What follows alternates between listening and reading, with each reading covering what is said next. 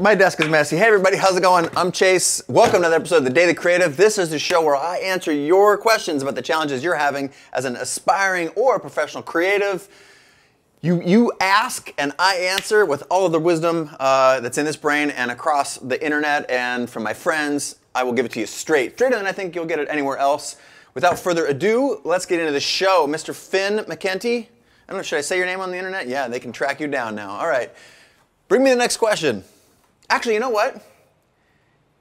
I got a hint that this question is a business question, and so I have my first guest on the show. I'm a poet. My first guest on the show is a business mind. I consider myself reasonably savvy with respect to business. This person is next level. His name is Mak Azadi, and he is the COO, as in Chief Operating Officer. He runs the business at CreativeLive, and I brought him. He's in the basement, but Mac, you want to come on up? Coming, Chase.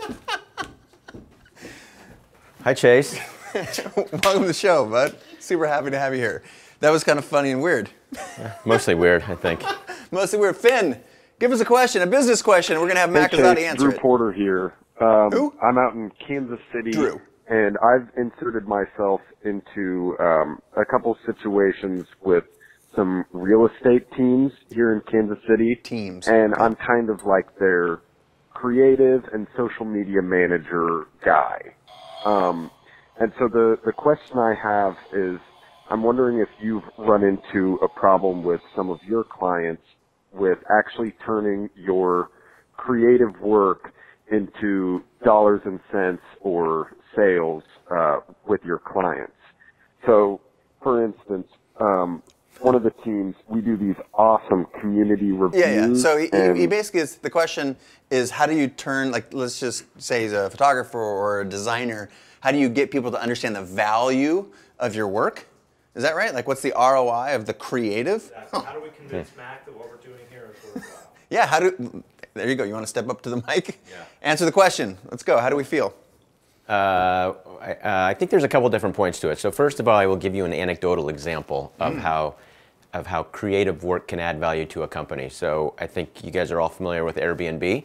Airbnb was a company nobody had ever heard of, trying to rent apartments in New York City and doing not so well at it. And one of the things they learned was they did some studies and they found the thing that drove the most success, or the apartments that rented for the most dollars most often, were the ones that had the best pictures. So they all went to New York and went out as photographers and started taking professional photos of the apartments or the rooms or the homes that they were trying to rent. I think that's an incredible example. I was just talking to Joe Gebbia, one of the founders, at an event, and he told the story in front of the whole entire auditorium about how it was a, I mean, it was like literally a complete game changer. And what is the Airbnb worth? 12, 14 billion now? I think 30 maybe. 30 billion? Some crazy number. Okay, so you went from being worth tens of millions probably to billions and billions of dollars. So what's the ROI on that? I don't know the percentage, you're the math guy. A lot. A lot. When the math guy says a lot, that means it's a lot. All right, what There's other, a lot of zeros. Yeah, there's some other examples probably. Yeah, I think the other really important thing to factor here is that a lot of times brand level creative stuff is not measured on the same level of ROI that you would measure direct spend. So when you see an ad on Google and you click on it, I can see exactly what we paid for that ad and what you spent, and so it's direct spend. When you see a billboard, there's no way to directly relate that back to a dollar that was spent. So the most important thing for you to do is figure out what it is that your clients want. What is the measure of success for them? Is it when you're doing social? Is it just adding more people to getting more Facebook likes, getting more Instagram likes, or is it actual dollars? Or is it just brand value? They just want to represent themselves in a more upscale way. And if that's the case, then obviously, assuming your creative is great, which I'm sure it is, then that's a perfect way to get that across. So I think point number 2 is figure out what the measure of success is, and then go after that, because the ROI is not always dollars. And it's like when you actually sit down with your client, and this is something, if you don't do this, you're blowing it. You need to sit down with them and understand what their problems are. And if you can understand your problems, you're listening and you're processing. And let's just use his real estate example. He's like, I'm trying to sell real estate. Let's say he's a photographer taking pictures, real estate pictures. the thing that they're selling is, let's say, if you're in the San Francisco market or the Seattle market, is $1 million thing. And the difference between getting $1,100,000 and $1,050,000 is 50 grand. And the number of people that are going to come on the open house day is going to be way bigger if you're translating the vision of this house into a beautiful photograph. And it can be worth the difference between $50, $100, several $100,000. Easily. Easily. Yeah. And to me, like, that's a thing that if you can, instead of saying like my day rate's $1,000, you just like find out what problem you're trying to solve. And it's really like, so if we could get some better pictures out there and you could get maybe $50,000, $100,000 more for the house, that would be a win for you. And the client's like, duh, that's awesome. You're like, I can do that. And that's the difference between my work. I'm pretending I'm you right now. That's the difference between my work and the work of someone else who's down the street who doesn't do this professionally for a living. Boom. Use the example that Mac just shared with Airbnb. Hey, are you familiar with Airbnb? Like, tell stories about value in your work. What else would you add? Anything? Well, I think the other last thing, again, we're presuming this is related to real estate, so we're just playing off of the same thing, but it could be anything. Am I in his shot? No. Yeah, Okay. Don't get my shot. Okay.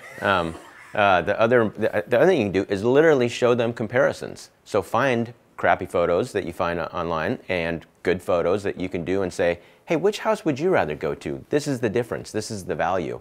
Because otherwise you're selling a thing that's conceptual. It's harder to do. If you can sell it and say, bam, here it is. Which one would you rather have? Easy peasy. Yeah, and there's a great Ramit Sethi, who's someone who's been on CreativeLive, dear friend, and amazing at positioning and selling. Ramit was on an episode of Chase Jarvis Live where we talked about the briefcase technique. If you look up my name and briefcase technique, or Ramit's name, R-A-M-I-T, that would be, you would find great joy, because this is what Mac is talking about. It's basically you're bringing out like halfway through the conversation, you're like, yeah, so the difference between these two, this house sold for $100,000 more. And that's like, without you saying my day rate is $100,000, which is expensive, it just allows you to charge a much higher rate. I think this is an awesome question, and like, see? Top notch. This is like peas in a pod, right? Awesome. That was a great question. And what was that person's name again? Drew. Nice job, Drew. Thanks a lot. If we have some coordinates, we'll put them on the screen. Mr. Finn, next question for Mr. Mac. What's up, Chase? And this Mac. is Eric L. Wong, and I'm coming from San Francisco, and I produce video for social impact. Now, to have more impact and make do better work, I'm growing from being a one-man band into more of a producer-director role and assembling teams for shooting and post. So this is quite a different role for me, and there's a lot to learn around things like managing people and budgets, among other things. So my main question for you is, what advice would you have for me as I grow my business into this next stage? Thanks, Chase. I love this question. This is such a stumbling block for so many people. You try and grow from just some, like yourself working in your basement, to a team. And I think this is one of the most popular questions. Nasi, you hear this all the time. I get asked all the time, like, how do you go from being a solo to having a small team of 3 to 5? And now here at CreativeLive, for example, we're 100 and something. What advice would you have to Mr. Long? Eric. Eric Long. First of all, Eric, nice job for recognizing the difference. I think a lot of people don't know there's a difference between doing it on your own and doing it with a team. That sounds weird, but so first of all, I think that's the first step. So good job. Second of all, I would say, as you think about this, recognize there's a difference between being a leader and being a manager. And so as we talk about these things, we'll talk about both things. So the first thing I would say is there is an insane amount of content out there that you can go and you can find on how to be a manager, how to be a leader, how to grow from a leader to a manager.